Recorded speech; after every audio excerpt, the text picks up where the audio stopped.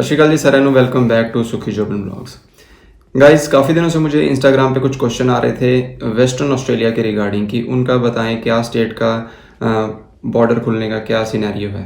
तो आज मैं बात करूंगा इसी टॉपिक पे कैसे वो लोकल बॉर्डर को रिस्ट्रिक्ट किया है यहाँ के प्रीमियर ने, क्या यहाँ का इंटरनेशनल बॉर्डर का सिनेरियो है, क्या वैक्सीनेशन रेट है और कब तक ये खुल जाएगा, क्या इनका सारा प्लान है। पहला article, mark oven is worried about community spread in states with open borders. तो मार्क ओवन यहाँ के प्रीमियर हैं जिन्होंने साफ कह दिया है कि मुझे बहुत ज़्यादा अभी डर लग रहा है कि जैसे मैं खोलूँगा यहाँ पे कम्युनिटी स्प्रेड हो सकता है।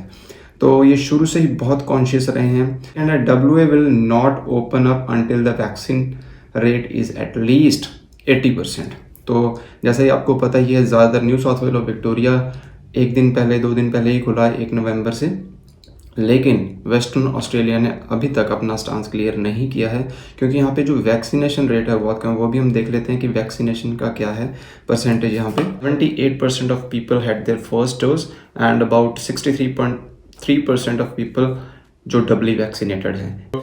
तो डब्ल्यू में यहाँ के जो अपोजिशन पार्टी है उन्होंने भी कहा है कि जो कि लिबरल हैं उन्होंने भी कहा अपना स्टांस क्लियर करें, अपना बताएं कि कब से खुल रहे हैं, एक्चुअल में आपका क्या प्लान है।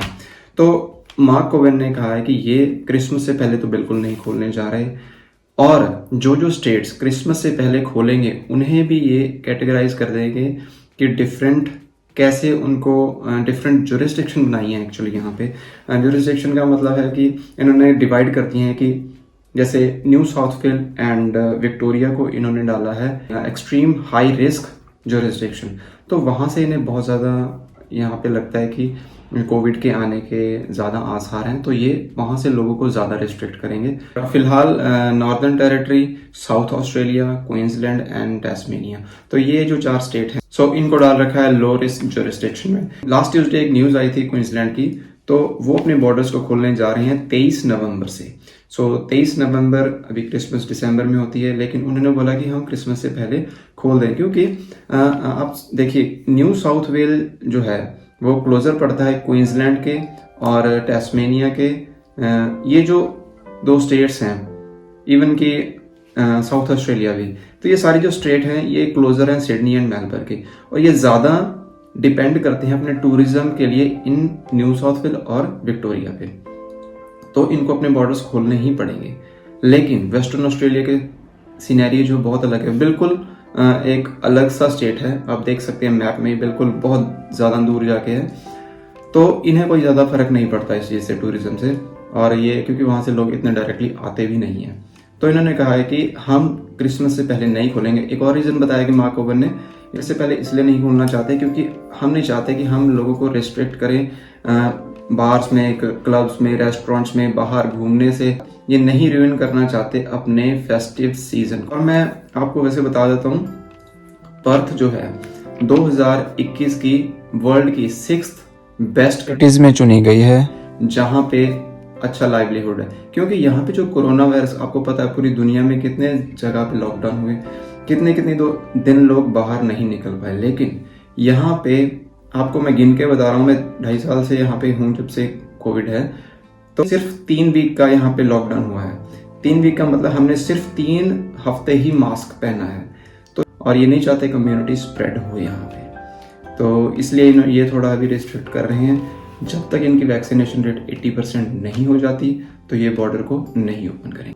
और ये चाहते हैं कि इनकी वैक्सीनेशन जो रेट है वो 80% से अबव हो जाए, 12 year and above age of group people. लेकिन आने वाले समय में ये देखेंगे कि क्वींसलैंड, टैस्मेनिया या और जिनको इन्होंने अभी लो रिस्क में डाल रखा है उनको अगर वो खोल देते हैं न्यू साउथ वेल और विक्टोरिया के साथ, और वहाँ पे केसेस कैसे आ रहे हैं नहीं आ रहे, उस पर डिपेंड करेगा कि उनके लिए ये कैसे खोलेंगे, आगे नहीं खोलेंगे अपने बॉर्डर्स। ये डिपेंड करेगा, ये सर्कमस्टांशियल है बहुत सारी चीज़ें, ये कैसे कैसे चीज़ें होंगी वैसे वैसे ही अपना प्लान बनाते जाएंगे। यहाँ पे इंटरनेशनली जो कि यहाँ के सिटीजन्स हैं और यहाँ के PR होल्डर हैं, इंटरनेशनली आ सकते हैं डायरेक्ट फ्लाइट से, जो कि इनका अभी कैपिंग है उस पर 265 पीपल की कैपिंग है उस पर पर वीक, 265 पीपल पर वीक।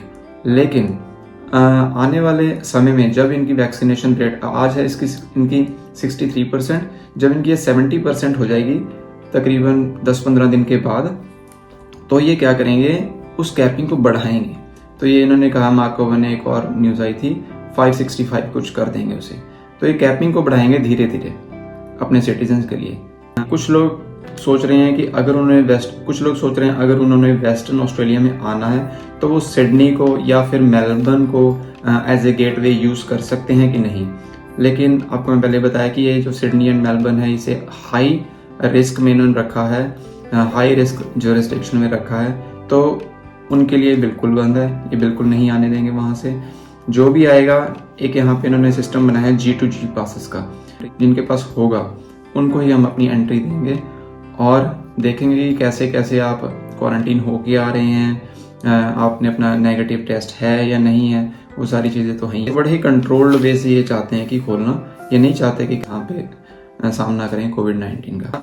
एक मैं एग्जांपल बताते हुए, यहाँ के सिटीजन हैं, तो वो बंदा आया लॉस एंजलस से सिडनी में आया, सिडनी में आके उसे वेस्टर्न ऑस्ट्रेलिया में आना था, लेकिन सिडनी में उतरने के बाद वेस्टर्न ऑस्ट्रेलिया नहीं आ पा रहा। क्योंकि यहाँ पे बहुत ज़्यादा हार्ड रिस्ट्रिक्शन है, सिडनी हाई रिस्क एरिया है, इसलिए उन्होंने लेटर डाला मार्कोवन को, और ये सारा मैं लिंक में भी दे दूँगा डिस्क्रिप्शन में, आप देख लीजिएगा। तो उन्होंने लेटर डाला कि मुझे अपनी मदर से मिलना है जो कि अपनी लास्ट स्टेज पे है अपनी लाइफ की। मैं लॉस एंजलिस से डायरेक्ट फ्लाइट पे आऊँ, लेकिन मुझे वेस्टर्न ऑस्ट्रेलिया में एंट्री नहीं मिल रही है। तो ऐसी क्रिटिकल सिचुएशंस भी हैं, इमोशनल सिचुएशंस भी हैं, लेकिन इनका स्टांस फिर भी बहुत अडैमेंट है और अनफॉर्चुनेट है। ये कुछ लोगों को बहुत परेशानियों का सामना करना पड़ रहा है अपनी फैमिलीज को लेके।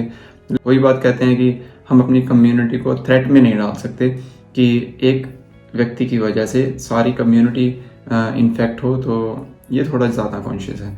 चलिए, ये इनका अपना है ना सोच है, अपनी सेफ्टी एंड मेजर्स हैं, इसलिए ये कंट्रीज बहुत ज़्यादा कह सकते हैं कि सेफ हैं as far as health is concern. So guys, ये थी इंटरनेशनल और लोकल बॉर्डर के regarding update, specially western Australia की।